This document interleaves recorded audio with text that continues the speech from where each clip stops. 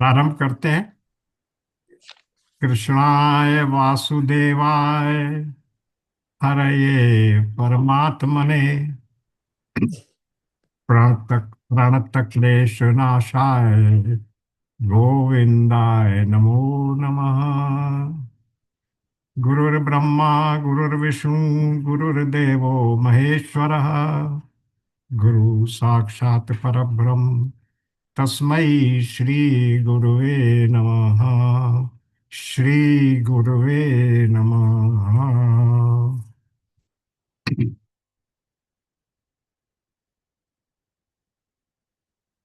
पिछले सत्र में श्लोक संख्या 108 किया था। 108 से ऊपर का 107 कर लिया था एट पेज 171। ठीक है। अब हम इसमें बढ़ रहे हैं माया निरूपण, टॉपिक नंबर 28। क्या कह रहे हैं? अविद्या अथवा माया को अव्यक्त भी कहते हैं। वह परमेश्वर की शक्ति है, वह अनादि है और त्रिगुणात्मिका है। ये बात बहुत समझने की है, हालांकि बार बार हम लोग समझते आ रहे हैं कि अविद्या, माया, प्रकृति, अज्ञान,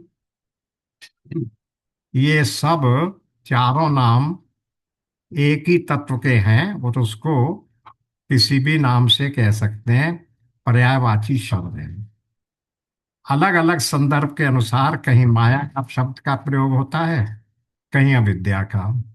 जैसे ईश्वर के लिए जब माया लगाते हैं तो क्योंकि वो समष्टि का संबंध है, इसलिए माया की बात करते हैं। माया, मायोपाधिक, माया की उपाधि से युक्त ब्रह्म का नाम ईश्वर हो जाता है। और जीव क्योंकि व्यष्टि की बात है, इंडिविजुअल की बात है, तो वहां अविद्या की बात कर देते हैं। अविद्या से उपहित ब्रह्म का नाम जीव हो जाता है। तो इसी तरीके से माया अथवा माया, विद्या अथवा माया और अव्यक्त, ये भी एक तीसरा नाम है अव्यक्त, क्योंकि उसके होते हुए सब कुछ अव्यक्त रहता है। क्योंकि ब्रह्म अव्यक्त है, जब तक माया की को उपयोग करके, माया का सहारा लेके ब्रह्म सृष्टि में अपने आप को अभिव्यक्त नहीं करता, तब तक वो अव्यक्त, सब कुछ अव्यक्त है, इसलिए इसका नाम अव्यक्त भी है। अगर उस क्रिएशन ट्री में जो हमने सबसे पहले दिया हुआ था, ब्रह्म के नीचे अगर आप जाएंगे तो तीन नाम दिए हुए हैं। माया, मूल अविद्या, प्रकृति और अव्यक्त, ये सभी नाम है।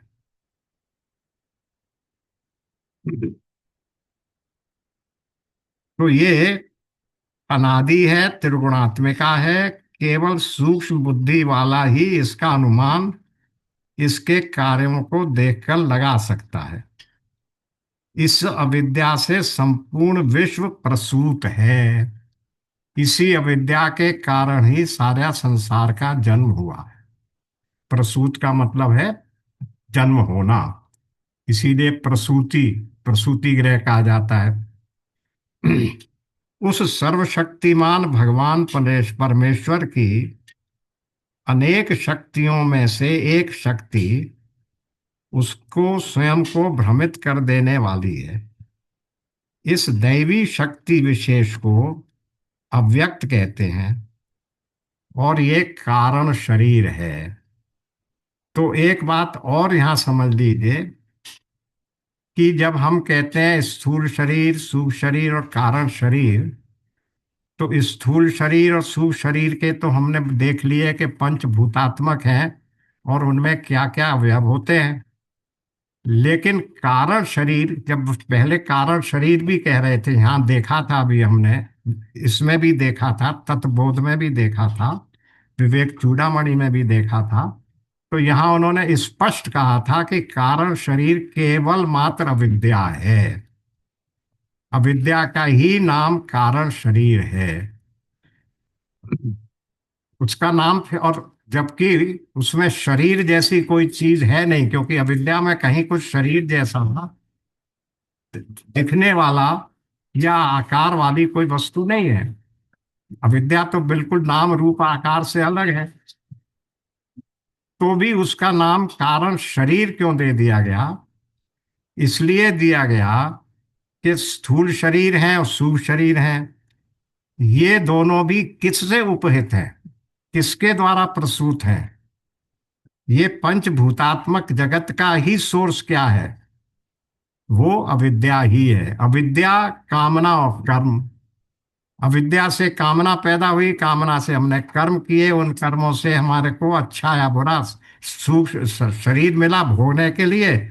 उसमें पंचभूतों में हमें कामना और कर्म, उस प्रकार से वो शरीर जो हमारे स्थूल और सूक्ष्म शरीर हैं, उनका कारण ये अविद्या ही है।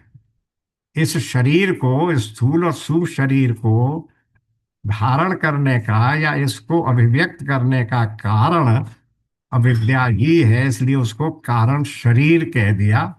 लेकिन शरीर जैसा नाम रूप और आकार उसमें कुछ है नहीं, वो अविद्या ही है। ये बात यहाँ बिल्कुल क्लियर है, इस बात को अंडरलाइन कर दीजिए। इस दैवी शक्ति विशेष को, अविद्या को या माया को अव्यक्त कहते हैं, और ये कारण शरीर है। परमेश्वर अपनी विभिन्न शक्तियों में से किसी भी शक्ति के माध्यम से क्रीड़ा कर सकता है। जैसे ज्ञान शक्ति, इच्छा शक्ति और क्रिया शक्ति, ये सभी उसी परमात्मा की दैवी शक्तियां हैं। इसी अव्यक्त शक्ति का दूसरा नाम है अविद्या। ये अज्ञान की घनीभूति राशि है, सॉलिडिफाइड राशि है, घनीभूत।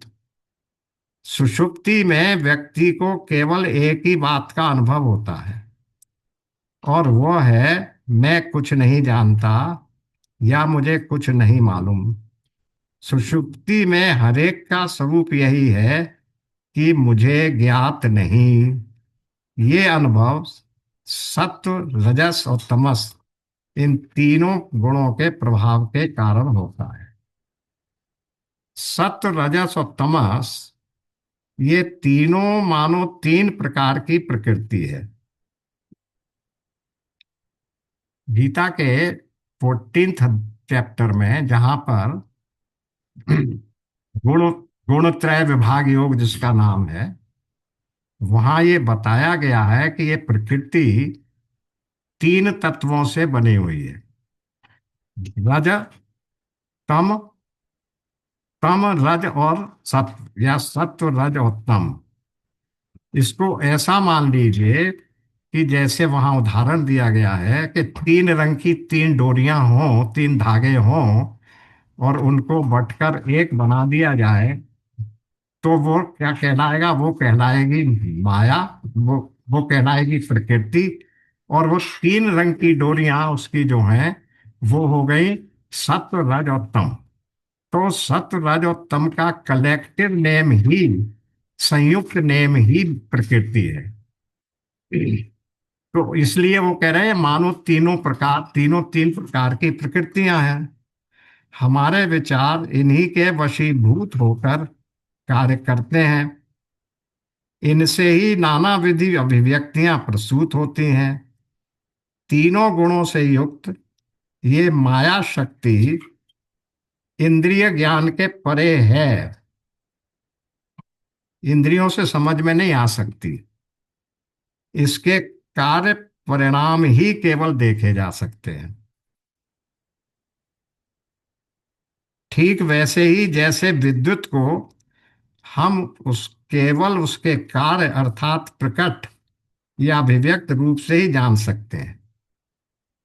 जब व्यक्ति में कोई वृत्ति विशेष प्रकट होती है, तब यह कहा जा सकता है कि उसकी वासना उस प्रकार की है।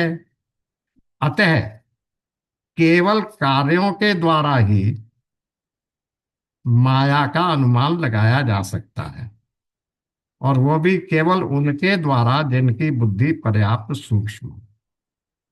क्योंकि ये माया का कार्य बात समझना थोड़ा कठिन होता है, इसलिए ये कह रहे हैं कि केवल उन्हीं के द्वारा ये लगेगा कि ये माया का कार्य है।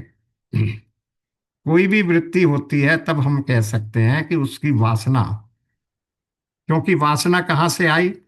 वासना कह लीजिए, कामना कह लीजिए, वो अविद्या से ही आई। अविद्या, कामना, कर्म, और अविद्या का ही दूसरा नाम माया है। तो ये सब कुछ माया से ही प्रसूत हो रहा है।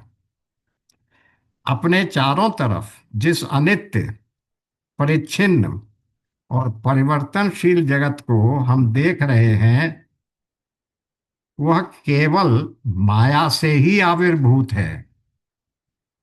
सत्य के अज्ञान के कारण ही व्यक्ति को, अब देखिए, अगर ये माया से आविर्भूत, यानी आविर्भूत का मतलब माया के द्वारा ही उत्पन्न हुआ है, माया के प्रभाव से ही हम उस जगत को इस रूप में देख रहे हैं।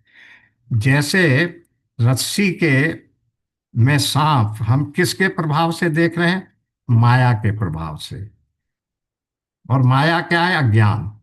रस्सी का अज्ञान होने पर उस माया के प्रभाव से हमें वहां रस्सी के स्थान पर एक सर्प दिख जाता है, लेकिन केवल वो दिखता मात्र है, उसकी एग्जिस्टेंस नहीं है, वास्तविक जगत में उसकी सत्ता नहीं है। तो इसलिए वो कह रहे हैं कि जो भी कुछ ये संसार दिख रहा है, जैसे रस्सी में सर्प दिख रहा है, कहाँ से पैदा हुआ वो सर्प? रस्सी से ही। क्यों? जितना मोटी रस्सी उतना मोटा सर्प, जितनी लंबी रस्सी उतना लंबा सर्प, जिस रंग की रस्सी उतने उस रंग का सर्प। तो उसके गुण तो उसमें है, वही वस्तु दिख रही है, पर माया की क्या है? दो शक्तियां। एक है आवरणात्मक, दूसरी है प्रक्षेपात्मक। Fading effect and projecting effect. उसने सर्प को रस्सी को छिपा दिया, और उसकी जगह एक नया दूसरा रूप और आकार हमारे सामने प्रकट कर दिया, जिसका हमने जो जो सर्प के आकार का है। तो इसी प्रकार से इस संसार में जो कुछ भी दिख रहा है वो है तो ब्रह्म ही। अधिष्ठान तो सारे जगत का ब्रह्म ही है, लेकिन माया की शक्ति के कारण, माया के प्रभाव के कारण ब्रह्म तो छिप गया है, और उस ब्रह्म की जगह एक अवास्तविक वस्तु जो काल्पनिक है, जैसे सर्प काल्पनिक है, इस तरीके से वो सर्प वहां हमें दिख रहा है। तो ये सारा जगत सर्प की भांति काल्पनिक है। किसमें काल्पनिक है? इसका अधिष्ठान कौन है? ब्रह्म। रस्सी न हो तो सर्प नहीं दिखेगा।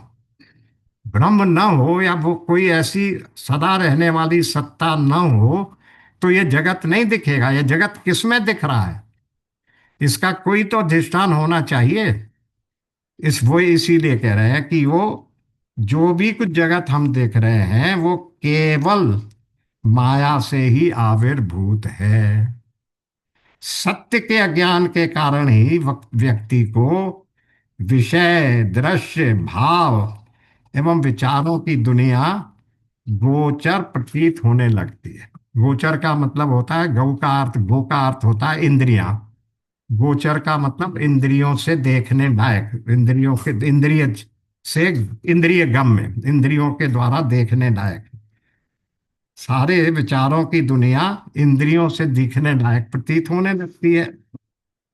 शरीर, मन और बुद्धि रूपी उपकरणों के माध्यम से व्यक्ति क्रमशः विषय, भाव और विचार जगत के साथ संपर्क स्थापित करता है। तो क्या हुआ? इंद्रियों के द्वारा, शरीर और इंद्रियों के द्वारा तो विषय का ज्ञान हुआ। फिर मन में हमें क्या हुआ? भाव जगत। भाव जगत जैसे सुख और दुख, राग और द्वेष, ये भाव जगत हो गया।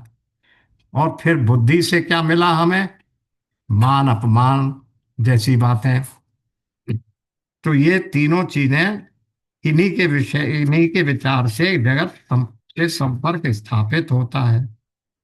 ये वासनाएं पुनः उसे अधिकाधिक क्रियाशील बनाती हैं और अंत में वो इन्हीं में उलझकर रह जाता है। जैसे रेशम का कीड़ा अपने ही कोश में बद्ध हो जाता है, फलतः वह सदैव के लिए अपने व्यक्तित्व में जीव भाव को प्रादुर्भूत कर लेता है। ये सारा खेल सत्य के अज्ञान अर्थात अविद्या के कारण होता है। यानी घुमा फिरा के इतना एक्सप्लेनेशन देने के बाद ये स्थापित कर दिया कि ये जो दृश्यमान जगत है पूरा, वो सब अविद्या के कारण ही प्रतीत हो रहा है। अदरवाइज तो केवल ब्रह्म ही एक सत्य तत्व है। ये तो रस्सी की तरह से, रस्सी में दिखने वाले सर्प की तरह प्रतीति मान। अविद्या व्यष्टि रूप में वासना है। माया को कहा क्या कहा गया था? माया जो थी वो समष्टि रूप में वासना वासना या अज्ञान था। ये व्यष्टि रूप में अज्ञान है। जब सबकी वासना एकत्रीभूत होगी तो उसे समष्टि वासना कहेंगे। समष्टि वासना को माया कहते हैं। ये दोनों का डिस्टिंक्शन भी क्लियर कर दिया। और इसीलिए ये भी बात आ गई कि ईश्वर को जब हम कहते हैं तो हम ये क्यों कहते हैं कि वो माया से उपेत है, और जीव को जब हम कहते हैं तो ये क्यों कहते हैं कि वो विद्या से उपेत है। क्या डिस्टिंक्शन है? वो उन्होंने व्यष्टि और समष्टि का आधार देके बता दिया, क्योंकि ईश्वर समष्टि में काम कर रहा है।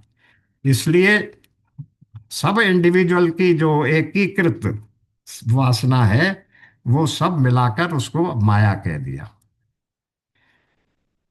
समष्टि रूप में एकत्रित की कलेक्टिव विद्या को माया कह दिया, यूं समझ लीजिए।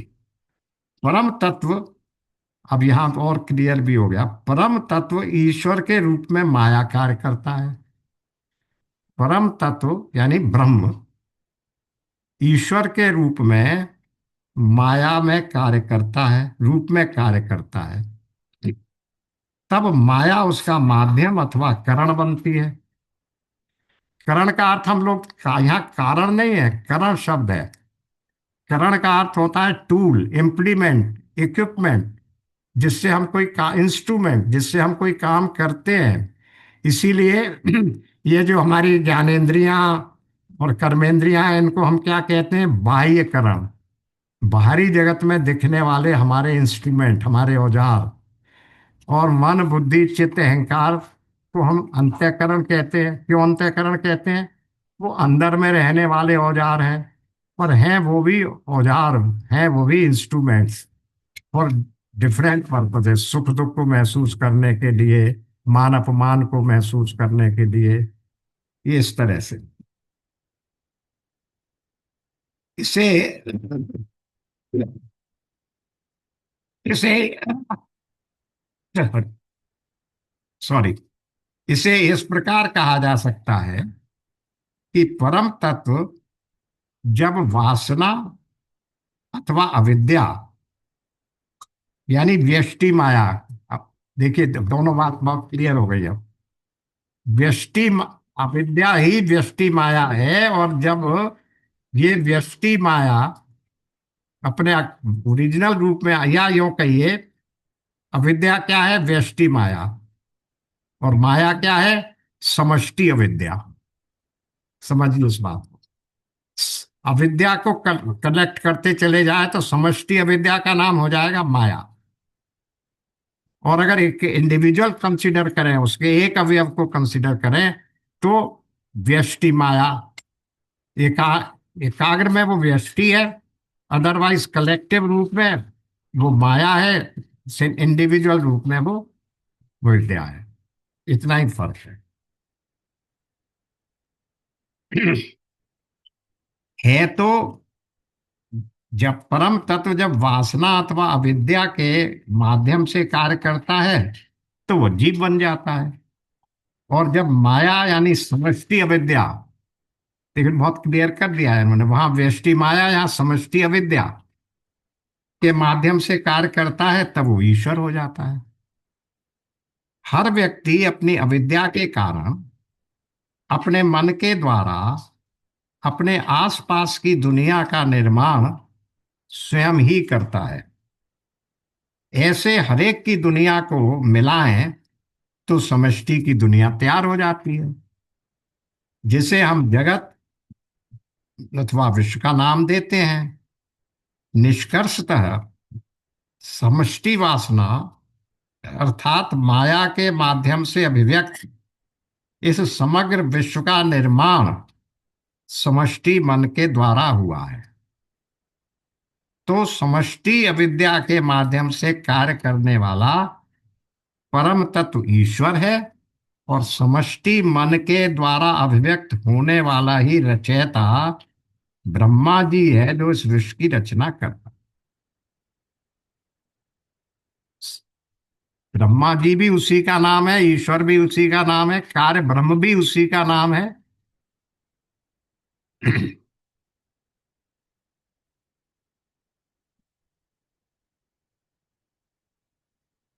उपर्युक्त कथन से स्पष्ट है कि ईश्वर क्या है।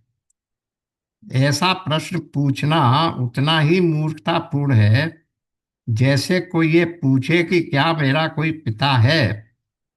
अरे तुम्हारा अस्तित्व ही इस बात का प्रमाण है कि तुम्हारा कोई पिता था। बिना बाप के तुम इस संसार में आ ही नहीं सकते। भले ही तुम्हारे पिता अज्ञात हों, बिना कारण के कोई कार्य प्रकट नहीं हो सकता। ये सब उन्होंने समझा दिया कि इसलिए ये कहना कि क्या ईश्वर का कोई अस्तित्व है, मूर्खतापूर्ण प्रश्न है। अगर इस कार्य जगत को देख रहे हैं तो इसका मतलब है इस कार्य को बनाने वाला कोई निमित्त उपादान भी होगा। अब माया इसलिए उन्होंने कहा था, वहां तत्वबोध में भी हमने देखा था, माया की परिभाषा की थी कि इट इज अनिर्वचनीय। अनिर्वचनीय का अर्थ होता है जिसको शब्दों के माध्यम से व्यक्त नहीं किया जा सकता, वचन से व्यक्त। अनिर्वचनीय जो बताया नहीं जा सकता, बोलकर बताया नहीं जा सकता। तो क्यों है ऐसा? क्योंकि माया न सत है न असत है, और ना सत असत का मिक्सचर है, उभय रूप भी नहीं है। न भिन्न है न अभिन्न है, न दोनों है। न अंग सहित है न अंग रहित है। अंग का मतलब आकार। और न उभयात्मिका है, यानी मिलमा जुलमा हो, जैसे नर नारी का एक रूप बन जाए तो कह सकते हैं ना नर है, ना नारी के रूप में, ना नार नर के रूप में, ना उभयात्मिका है। अर्धनारीश्वर के रूप में भी नहीं है। वो बहुत अद्भुत है, और उसका वर्णन शब्दों द्वारा किया ही नहीं जा सकता। अविद्या का ब्रह्म से स्वतंत्र कोई अस्तित्व नहीं कहा जा सकता। अब देखिए, यद्यपि ये अनादि है, पर ब्रह्म से स्वतंत्र अस्तित्व नहीं है। क्यों? उस रस्सी में दिखने वाले सर्प का कोई रस्सी से स्वतंत्र अस्तित्व है? अगर रस्सी नहीं होगी तो क्या आपको तीनों कालों में सर्प दिखेगा कहीं उस स्थान पर? अधिष्ठान ही नहीं होगा तो अध्यक्ष कैसे दिखेगा? इसीलिए ये कह रहे हैं कि ये जो अविद्या है, क्योंकि ये अध्यक्ष के रूप में एक काल्पनिक प्रतीति मात्र है, इसलिए इसका ब्रह्म से स्वतंत्र, यद्यपि ये ब्रह्म की, इसीलिए कहते हैं ब्रह्म की शक्ति है। लेकिन शक्ति किस सेंस में वो अलग बात है, उस गहराई में भी हम नहीं जा रहे हैं। लेकिन ब्रह्म से स्वतंत्र इसका अस्तित्व नहीं है, क्योंकि जब तक अधिष्ठान नहीं है अध्यक्ष का अस्तित्व नहीं हो सकता। रस्सी के बिना सर्प नहीं दिख सकता। इसलिए ब्रह्म से स्वतंत्र तो नहीं है।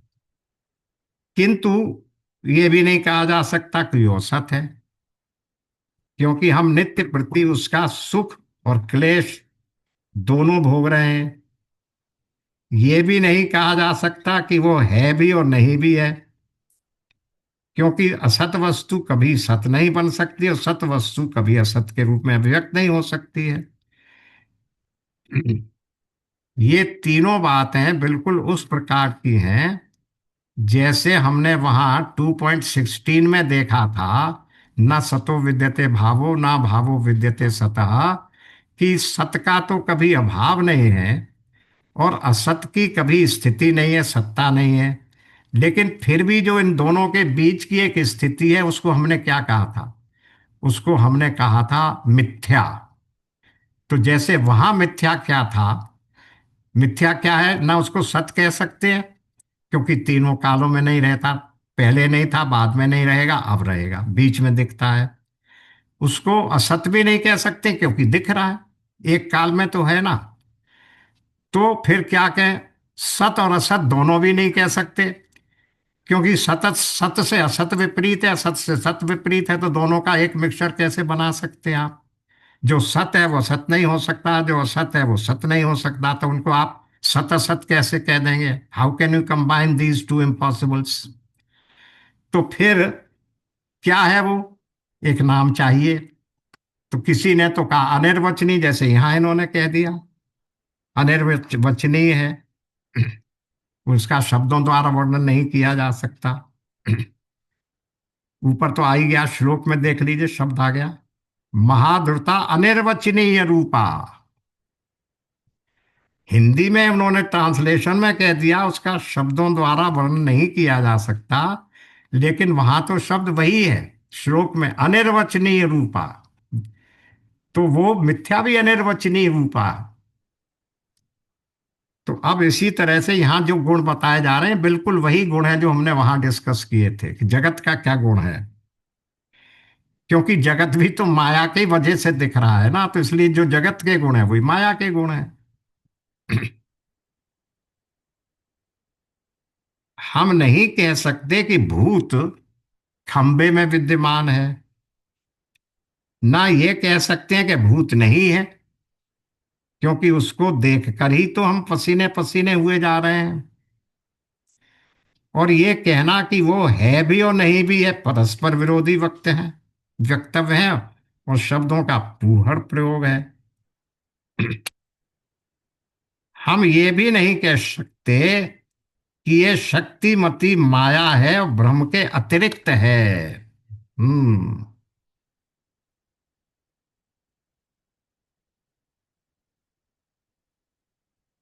हम ये भी नहीं कह सकते कि ये शक्तिमती माया है और ब्रह्म के अतिरिक्त है।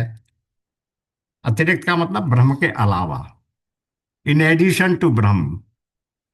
तो ये तो हम नहीं कह सकते, क्योंकि हम तो घोर ढिंडोरा पीट पीट के कह रहे हैं कि ब्रह्म के अतिरिक्त कुछ दूसरा है ही नहीं, एक मेवा अद्वितीयम। तो फिर ये द्वितीय कहाँ से आ गया, अतिरिक्त कहाँ से आ गया? तो ये भी नहीं कह सकते कि माया ब्रह्म के अतिरिक्त है, क्योंकि ब्रह्म तो एक मेवा अद्वितीयम है। ये कहना कि माया ब्रह्म सहित भी है और पुनः ब्रह्म रहित भी है, पुनः विरोधाभासी हो गया। हम नहीं कह सकते कि भूत खंबे में किस समय आया, न ये कह सकते कि वो अवयव सहित है और अवयव रहित है, क्योंकि ये पुनः अंतर विरोधी कथन है जो अपने आप को काटता है और बिल्कुल निरर्थक हो जाता है, क्योंकि अज्ञान का ज्ञान कभी संभव नहीं है। तब फिर ये अविद्या है क्या? मोस्ट इंपॉर्टेंट क्वेश्चन अब ये आ गया इतनी बार भूमिका बनाने के बाद। हम तो बस इतना ही कह सकते हैं, आश्चर्य, महान आश्चर्य, सरप्राइज सरप्राइज, वो केवल अनिर्वचनीय कही जा सकती है। जब बुद्धि कोई बात समझ सकने में समर्थ न हो तब अचंभा या आश्चर्य होता है। कोई चीज मैं देखूं और मेरी बुद्धि उसे न समझ सके तो मेरे मुंह से अनायास निकल जाएगा अद्भुत, आश्चर्य। इस अविद्या के विषय में जितना मैं सोचता हूं उतनी ही मेरी बुद्धि उलझती है, क्योंकि ये अविद्या ही तो बुद्धि की कारणीभूत है। अविद्या के द्वारा ही तो बुद्धि बनी, कारणीभूत क्यों? ये क्यों कह रहे हैं अविद्या है? क्योंकि अविद्या ही तो कारण शरीर है जिससे सूक्ष्म शरीर और स्थूल शरीर बने। और वो स्थूल सूक्ष्म शरीर में ही अंतःकरण में वो है, बुद्धि है। तो वो सब कुछ अविद्या का ही परिणाम है। वो अविद्या ही तो बुद्धि की कारणीभूत है। बुद्धि अपने कारण को नहीं समझ पाएगी, क्योंकि वो तो माया की संतान है। और एक संतान बाहर आने के बाद पुनः गर्भाशय में उसे देखने कैसे जा सकती है? वास्तव में माया जब प्रकट होती है तो वही तो बुद्धि बनती है। इसलिए बुद्धि अपने कारण यानी अपने अव्यक्त को नहीं समझ सकती। कार्य स्वयमेव स्वयं के कारण को नहीं जान सकता। कॉज एंड इफेक्ट में कारण, क्योंकि कार्य तो उसका पुत्र है, उसको कैसे जानेगा? कार्य स्वयमेव अपने दिव्य को नहीं समझ सकती, स्वयमेव के कारण को नहीं जान सकता। माया को भ्रांति भी कहा जा सकता है। और भ्रांति या भ्रम को कभी भी नहीं समझाया जा सकता। जिस भूत को मैंने खंबे में देखा था उसका कोई जीवन चरित्र नहीं लिखा जा सकता। और इसी प्रकार सीपी से चांदी निकालकर मैं धनी नहीं हो सकता। हम तो मात्र इतना ही कह सकते हैं कि माया शक्ति अनिर्वचनीय है, परमेश्वर की शक्तिशाली रहस्यमयी शक्ति है, वस्तुतः अद्भुत है। देखिए ना, मनुष्य स्वयं अपनी गूढ़ शक्ति से स्वयं ही अपने को भ्रमित कर लेता है और कहता फिरता है, मुझे बताओ, मुझे बताओ वो शक्ति क्या है और कहाँ है। एक दिन क्या हुआ कि एक ब्राह्मण लड़का एक छात्रावास में अपने मित्रों से मिलने गया। होली का दिन था, सो उसके मित्रगण ठंडाई बना रहे थे, जिसमें थोड़ा सा नशा यानी अफीम या भांग मिला दिया जाता है। मित्रों ने इसका मजा लेने के लिए इसे भी अच्छी खासी मात्रा में ठंडाई पिला दी। इस लड़के को आदत नहीं थी, संकोच में मना नहीं कर सका, पीती दिया। जब जब नशा असर करने लगा तब उसने सोचा घर लौट चलूं, पर उसे लगा वो अकेले घर नहीं जा पाएगा। अतः उसने चिल्लाना शुरू किया, मुझे घर ले चलो, मुझे घर ले चलो। धीरे धीरे नशे का असर बढ़ता गया और वो पूरी तरह बेसुध होकर जोर जोर से चिल्लाने लगा, मुझे घर ले चलो, मुझे घर ले चलो। तब उसके किसी मित्र को उस पर दया आ गई और उसने उसको उसके घर पहुंचाकर वहां बिस्तर पर लेटा दिया। लड़का नशे में इतना डूब गया था कि उसे यह समझ में ही नहीं आया कि वो घर आ गया है। वह तो पूर्ववत चिल्लाता ही रहा कि मुझे घर ले चलो। उसके माता पिता घबराकर उसके पास दौड़े आए और समझाने की चेष्टा करने लगे कि तुम घर में ही हो। पर लड़के की बड़बड़ाहट बंद नहीं हुई। पिता को आशंका हुई कहीं कुछ गड़बड़ है, और उसके मित्र से पूछने पर जब उन्हें पता चला कि वो नशे में है तो उन्होंने नशा उतारने के लिए उसको छाछ यानी मट्ठा पिलाया। धीरे धीरे उसका नशा उतरने लगा। यद्यपि वो थोड़ी देर तक चिल्लाता ही रखा कि मुझे घर ले चलो, पर थोड़ी देर बाद जब वो पूरी तरह होश में आ गया तब उसे अचानक लगा कि चिल्ला क्यों रहा है, वो तो आराम से घर पर ही है। अतः वो चुप हो गया, फिर शांति पूर्वक सो गया। इसी प्रकार इस क्षण अविद्या रूपी अफीम के नशे के प्रभाव में हम परम सत्य को ग्रहण नहीं कर पा रहे हैं। इसी प्रकार इस क्षण अविद्या रूपी अफीम के नशे के प्रभाव में हम परम सत्य को ग्रहण नहीं कर पा रहे हैं। परम सत्य के इस अग्रहण के कारण ही हम स्वयं को शरीर मन बुद्धि समझे बैठे हैं और विभिन्न दृश्यों को देखकर भावनाओं का भावन कर विचारों का विचार कर बुरी तरह भ्रमित होते जा रहे हैं। हम चिल्ला रहे हैं, हे प्रभु, हे गुरु, मुझे घर ले चलिए, मुझे शांति दीजिए प्रभु, मुझे सुखी कीजिए। लो भला, कहाँ ले जाएं तुमको, क्या दें तुमको? अरे तुम तो स्वयं ही आत्मा और ब्रह्म हो। कहाँ ले जाएं तुमको, क्या दें तुमको? अरे तुम तो स्वयं आत्मा ब्रह्म हो, परंतु मात्र अविद्या के कारण तुम ऐसा जीवन जीते हो और ऐसा व्यवहार करते हो मानो शुद्ध अब हो, मानो शुद्ध जीव हो। मुझे मेरे पास ले चलो, मुझे मेरी अपनी आत्मा दे दो। तुम अपने घर में, तुम अपने घर ही में तो प्रतिष्ठित हो। सचमुच तुम्हारा घर ओम है। ओम मतलब ब्रह्म। तुम कभी भी एक क्षण के लिए भी अपने घर ओम से बाहर नहीं गए हो। शीघ्रता करो, शीघ्रता करो, हरि ओम। तुम पूछते हो तो फिर मैं भुगत क्यों रहा हूं? उसी अफीम रूपी अविद्या के कारण जो तुम्हारे भीतर चली गई। गुरु तुमको श्रुति या शास्त्र अध्ययन आध्यात्मिक अनुशासन रूपी छाछ पिलाएंगे। किस लिए? कि तुमको घर बैठे में ले आने के लिए, तुमको घर ओम में ले आने के लिए।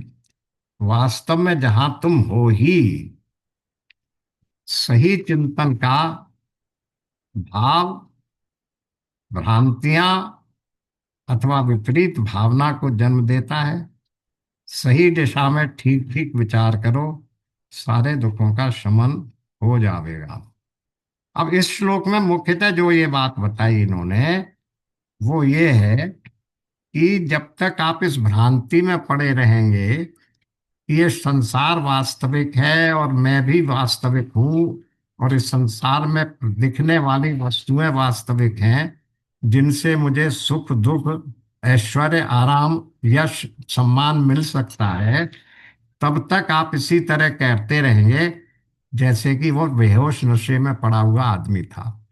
अरे तुम तो वही हो, क्योंकि तुम सदा से ही सत चित आनंद स्वरूप शुद्ध बुद्ध मुक्त आत्मा थे और हो। भ्रांति पूर्वक तुमने अपने को शरीर समझ लिया है, इसलिए उस शरीर से अपने को अलग समझकर आत्मा को समझो, क्योंकि तुम आत्मा ही हो। यही कह रहे हैं, तुम तो घर में ही हो। राधे राधे। एक क्षण के लिए भी तुम अपने घर से बाहर नहीं गए हो। केवल अज्ञान के कारण, उस अविद्या के कारण, उस माया के वशीभूत होकर तुम अपने को अपने घर से बाहर एक छोटा सा अल्पज्ञ अल्प शक्तिमान मूर्ख व्यक्ति समझ रहे हो, सुखी दुखी कर्ता भोक्ता बने हुए हो। सही चिंतन का अभाव भ्रांतियां अथवा विपरीत भावना को जन्म देती हैं। भली दिशा में ठीक ठीक विचार करो, सारे दुखों का शमन हो जाएगा। सही दिशा में सोचने और नित्य अनित्य विवेक करने के लिए जो ग्रंथ हमें आचार्य पढ़ा रहे हैं वह विवेक चूड़ामणि है, विवेक का मुकुटमणि। ये इन्होंने अपनी कमेंट्री दे दी चिन्मयानंद जी ने। सही दिशा में सोचने के लिए, अब सही दिशा क्या है? ऊपर कहा ना, सही चिंतन के अभाव से ये भ्रांतियां पैदा होती हैं। तो अब सही चिंतन क्या है वो अब ये बता रहे हैं। जिस प्रकार रज्जू का विवेक हो जाने पर सर्प भ्रम दूर हो जाता है, उसी प्रकार अद्वितीय शुद्ध ब्रह्म के सम्यक ज्ञान से माया का नाश हो सकता है। सत्व रज और तमस माया के तीन गुण अपने अपने कार्यों से पहचाने जाते हैं। जिस क्षण सत्य अर्थात ब्रह्मन की अनुभूति होती है, समस्त भारतीयों के देह में बैठा हुआ मैं मन हूं, मैं बुद्धि हूं आदि स्वयमेव नष्ट हो जाते हैं। समस्त भ्रांतियां कि मैं देह हूं, मैं मन हूं, मैं बुद्धि हूं आदि स्वयमेव नष्ट हो जाती हैं। ठीक वैसे ही जैसे रस्सी के ज्ञान से वह भ्रामक सर्प दूर हो जाता है। हम्म।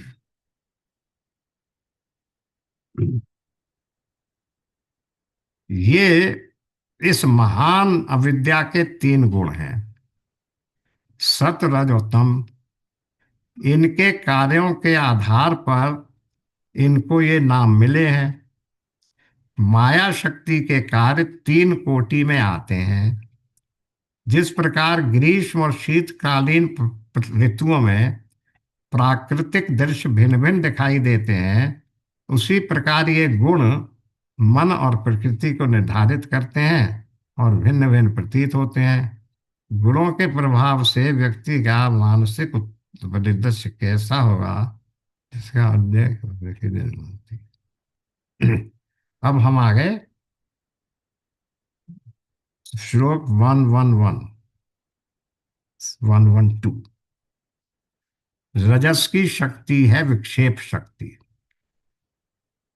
अभी जो बात हो रही थी कि माया की दो शक्तियां हैं,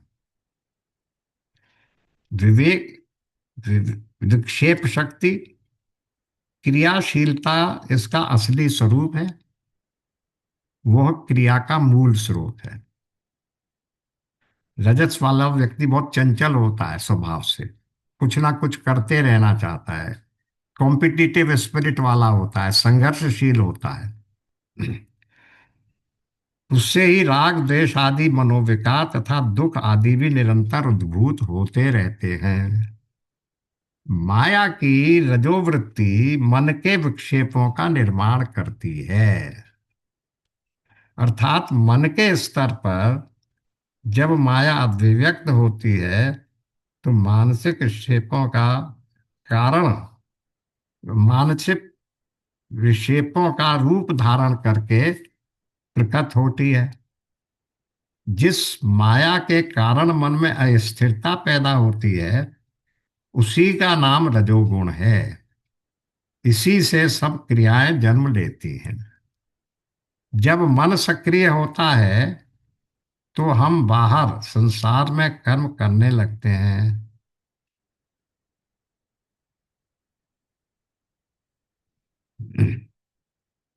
जब मन शांत अथवा स्थिर होता है तो सब कर्म समाप्त हो जाते हैं, मतलब कर्मों को विराम लग जाता है। सुषुप्ति काल में मन स्थिर और शांत रहता है, अतः उस समय कोई कर्म नहीं होता रहता। मन के सुषुप्ति काल में मन स्थिर और शांत रहता है।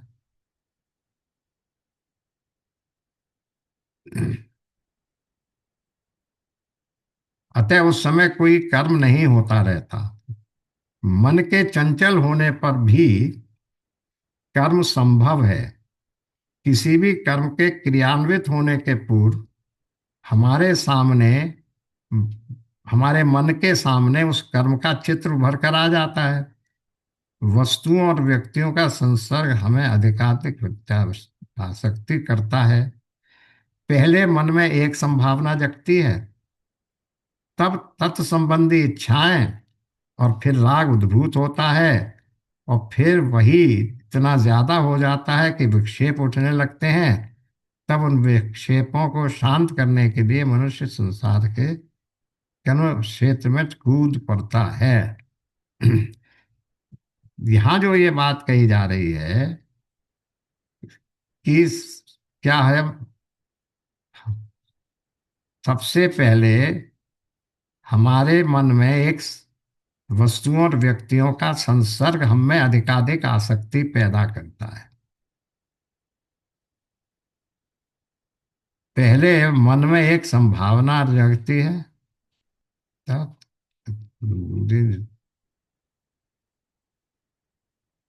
हम्म तब तत्संबंधी इच्छाएं, फिर राग उद्भूत होता है, फिर वही इतना ज्यादा हो जाता है कि विक्षेप उठने लगते हैं। तब उन विक्षेपों को शांत करने के लिए मनुष्य संसार के कर्म क्षेत्र में कूद पड़ता है। ये जो स्टेजेस बताई जा रही हैं, ये बिल्कुल देख लीजिए 2.62 और 2.63 में जो बताई गई, वहीं से शुरू हो रही हैं। कि पहले मन में किसी वक्त वस्तु के प्रति आकर्षण पैदा होता है, उस आकर्षण को लेके उसके प्रति कामना पैदा हो जाती है, कामना के बाद फिर उसे प्राप्त करने की इच्छा होती है। उस प्राप्ति में अगर कोई विघ्न पड़ता है तो क्रोध होता है। तो फिर क्रोध से क्या होता है, हमारी स्मृति भस्म हो जाती है, स्मृति भस्म होने पर बुद्धि नाशात, और बुद्धि नाशात प्रश्यति। पूरा सीक्वेंस, हमारे डाउनफॉल का सीक्वेंस बता दिया। तो यहाँ भी यही कह रहे हैं, किस तरीके से विक्षेप उठते हैं। तब उन विक्षेपों को शांत करने के लिए मनुष्य संसार के कर्म क्षेत्र में कूद पड़ता है, क्योंकि उनसे संघर्ष करने अथवा रोकने के प्रयास की अपेक्षा उनके सामने झुक जाना उसके अनुसार कम कष्ट साध्य होता है। इस कर्म से ही मन की विभिन्न वृत्तियां जन्म लेती हैं, और इस प्रकार मन दुख और सुख के अनुभव होता है। जब किसी व्यक्ति में अविद्या का स्वरूप बाह्य रूप में प्रकट होता है, तो वो रजोगुण कहलाता है। यानी रजोगुण भी एक फॉर्म ऑफ अविद्या ही है, ये कहना चाह रहे हैं। जब किसी व्यक्ति में अविद्या का स्वरूप बाह्य रूप में प्रकट होता है, तब वो रजोगुण कहलाता है। रजोगुण क्या करता है, मन में विक्षेप पैदा करता है, चंचलता पैदा करता है, असंतुष्टि पैदा करता है, संघर्ष की भावना पैदा करता है। इन मन विक्षेपों के कारण ही वस्तुवक परक दृष्टि से हम बाहर जगत में कर्म करते हैं। और व्यक्ति परक, ये हुआ वस्तु परक, वस्तुओं के लिहाज से। व्यक्ति परक जो हमारे अपने अंदर की हैं, दृष्टि से अपने मन के भीतर नानाविध इच्छाएं, लालसाएं और मनोवेगों का अनुभव करने लगते हैं, जिनका परिणाम दुख सुख भोगते हैं। अब आया काम क्रोध लोभ, दंभ असूया, अहंकार, ईर्ष्या, मत्सर आदि घोर धर्म रजस के ही हैं, जिनके कारण मनुष्य की सांसारिक प्रवृत्तियां प्रसूत होती हैं। अतः रजस ही बंधन का कारण है। ये कितनी चीजें निकाल दी। देखिए, वो काम क्रोध मद लोभ मोह मत्सर, ये तो हम रोज कहते हैं कि हमारे मन के अंदर रहते हैं अंतःकरण में। और ये हमारे षड षड रिपु कहलाते हैं, 6 प्रकार के शत्रु। इसके बाद उन्होंने और भी गिना दिया, असूया यानी एक दूसरे की चुगली करना, एक दूसरे के दोषों का निरीक्षण करना, अहंकार यानी अभिमान, ईर्ष्या, मत्सर, और उसमें हमने गिन लिए लब मोद मोह मत्सर ईर्ष्या में, आदि घोर धर्म। इस प्रकार के जो विचार हैं, इस प्रकार की जो क्रियाएं हैं, वे हमारे रजस के ही कारण हैं। बाह्यतः सभी कर्म व क्रियाएं माया गुण की रजोगुणे पक्ष से ही उद्भूत होती हैं।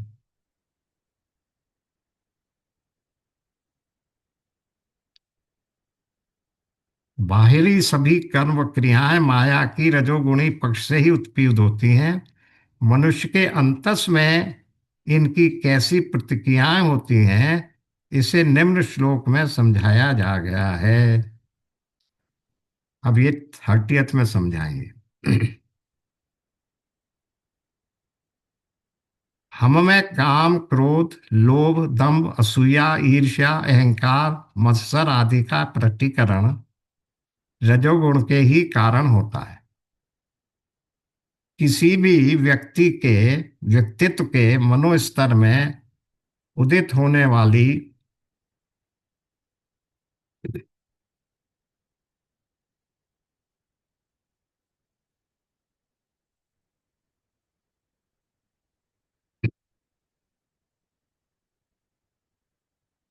किसी भी व्यक्तित्व के मनोस्तर में उदित होने वाली ये निम्न कोटि की वृत्तियां रजोगुण द्वारा ही निर्मित हैं।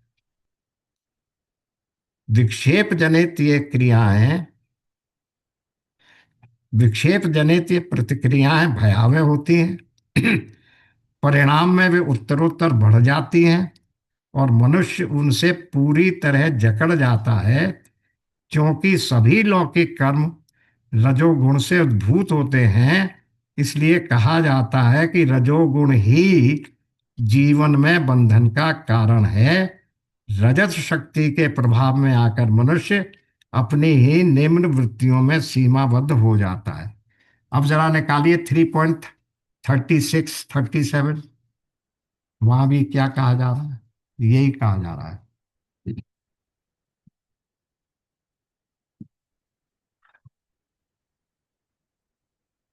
अर्जुन ने यही पूछा था।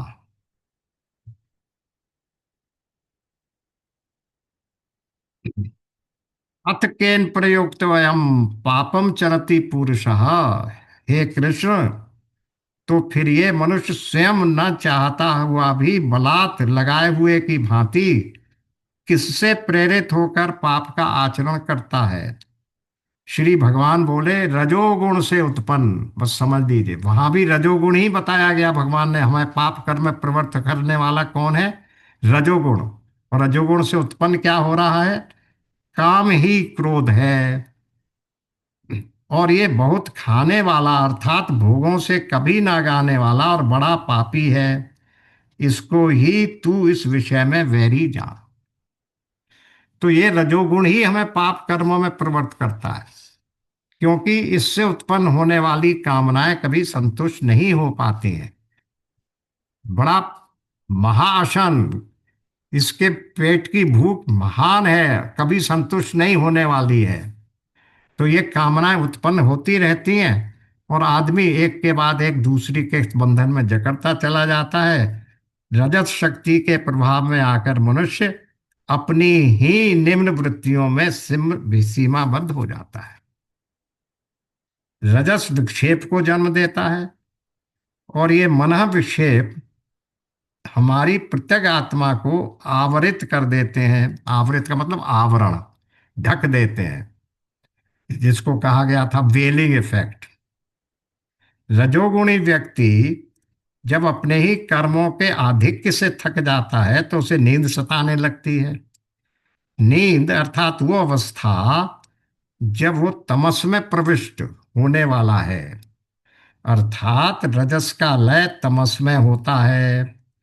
यदि एक बार आत्म चैतन्य पर आवरण आवरण पड़ गया तो फिर मूर्खता पूरित कार्य करना ही हमारे लिए स्वाभाविक बन जाता है और हम भोग और विषय प्राप्ति की उन्मत्त दौड़ में उलझते चले जाते हैं। रजस से ये सब होता है जो यहाँ लास्ट पैरा में इन्होंने बता दिया। और जब ये बहुत अधिक इसी में फंस गए तो फिर हम थक गए तो फिर हम तमस में चले जाएंगे। अब इसको यहीं विराम देते हैं, क्योंकि बस समय पूरा हो रहा है। नया प्रकरण तमोगुण का प्रारंभ होगा, उसे नेक्स्ट सेशन में लेंगे। ओम पूर्णमदः पूर्णमिदं पूर्णात् पूर्णमुदच्यते पूर्णस्य पूर्णमादाय पूर्णमेवावशिष्यते। ओम शांति शांति शांति। नारायण ना- नारायण। नारायण नारायण। नारायण। नमस्ते। राधे राधे राधे राधे। राधे राधे राधे।